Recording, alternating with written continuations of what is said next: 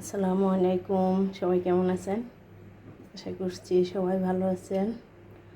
এখন হচ্ছে মুড়ি মাখাবো, সেজন্য পেঁয়াজ, আদা কুচি, এখানে কাঁচামরিচ আর হচ্ছে নাগামরিচ, টমেটো, ধনেপাতা, শসা সব কিছু কেটে নিয়েছে।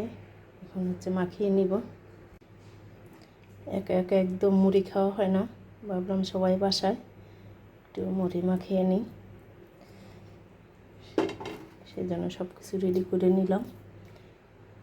এখন সবাই মিলে খাবো।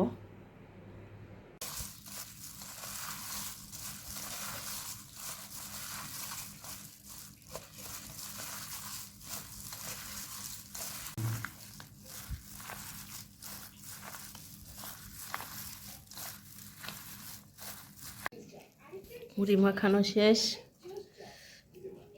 এখন সবাই খাবো আমরা।